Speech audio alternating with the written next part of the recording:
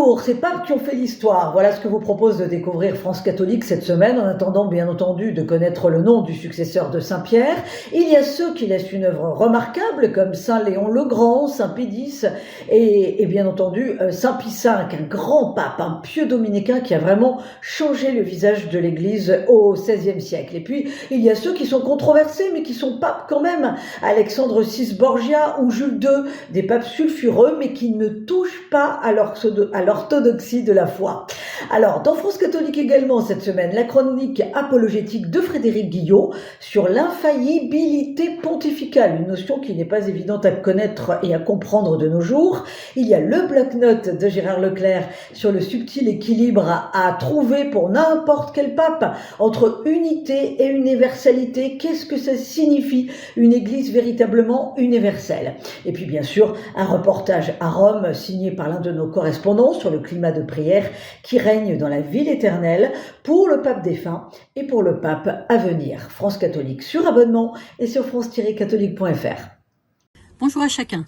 À la une du Pèlerin cette semaine, nous avons choisi une photo des cardinaux entrant dans la chapelle Sixtine. L'entrée en conclave, vous vous en doutez, est un événement majeur pour notre hebdomadaire et notre site lepèlerin.com. Pour mieux comprendre comment les cardinaux se sont préparés à cet événement, nous avons demandé à l'un d'entre eux, Monseigneur Jean-Paul Vesco, archevêque d'Alger, de nous ouvrir son carnet de bord. Depuis le moment où il apprend la mort du pape François, alors qu'il s'apprête à rendre visite au monastère de Tibérine, jusqu'à celui où il saute dans l'avion la nuit même, puis les jours suivants alors qu'il participe aux congrégations générales.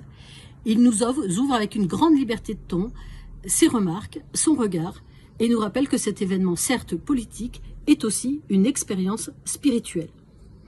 Dans un autre registre, vous trouverez également dans son numéro une enquête réalisée en Belgique auprès des soignants confrontés à la réalité de l'euthanasie, alors que la loi sur l'aide active à mourir revient à l'Assemblée à partir du 12 mai.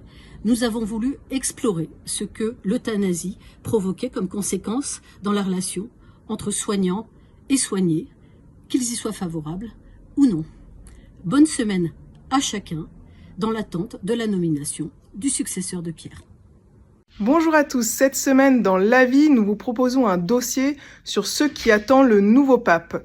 Quelle église va trouver le successeur de Pierre? Quel dossier brûlant sur son bureau?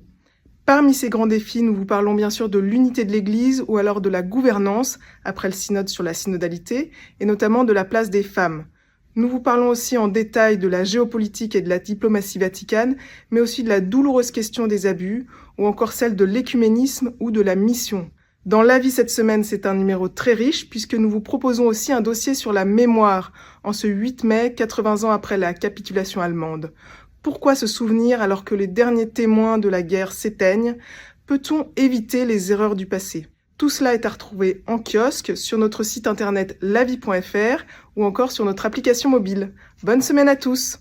Bonjour, à la une de Réforme cette semaine, les dérives sectaires.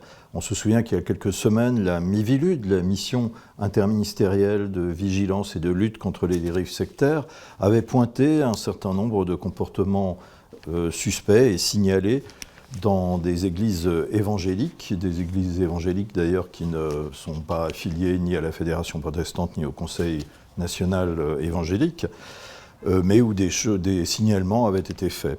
Réforme est donc allé voir une église évangélique qui s'arme contre ces pratiques ou ces éventuelles dérives. C'est l'église MLK à Créteil qui organise tous les mois des groupes de parole où les personnes peuvent venir dire comment se sont passés ces comportements et comment elles en ont été victimes. On raconte comme ça comment des pasteurs gourous arrivent à s'emparer des esprits jusqu'à empêcher les personnes de réfléchir par elles-mêmes. Donc voilà, c'est des témoignages comme ça que nous avons recueillis et qui montrent bien que la parole libère et que l'Église MLK se permet aussi à la parole de se libérer et de libérer les individus également. Autre sujet dans Réforme cette semaine, la mort de André Gounel, un grand théologien protestant, un théologien de grande classe et d'une rare envergure, dit Laurent Gagnebin, lui-même théologien, qui rend hommage à son collègue. André Gounel ouvrait les fenêtres et parlait pour notre temps. Et c'est une des images qu'on gardera de lui, outre sa grande générosité, que nous soulignons également dans Réforme. Et puis, dernière chose, comme nous sommes tout juste le 8 mai, 80 ans après le 8 mai 1945, nous nous plongeons dans les archives de Réforme et le numéro 8 de Réforme, qui était né quelques semaines avant, analyse sous le titre « La France devant la victoire », les enjeux et les perspectives couvrent la capitulation de l'Allemagne pour la France et pour l'Europe. Et c'est presque en direct dans le journal qui est paru 4 jours après la capitulation de l'Allemagne en 1945. Bonne semaine. Famille chrétienne se penche cette semaine sur l'adolescence. Pour certains, c'est l'âge bête, pour d'autres, l'âge ingrat. Mais il recèle pourtant des trésors, celui des grands élans, des grands idéaux, à condition de dépasser les apparences, comme le montre notre dossier de la semaine. On y découvre aussi le témoignage de jeunes participant au dernier FRAT, le rassemblement des jeunes à Lourdes, des jeunes qui étaient en quête de Dieu. Nous décryptons bien sûr dans ce numéro les grands défis du nouveau pape, parmi lesquels le chemin synodal entrepris par le pape François, l'épineux dossier des abus sexuels ou encore le rapport de l'Église au monde.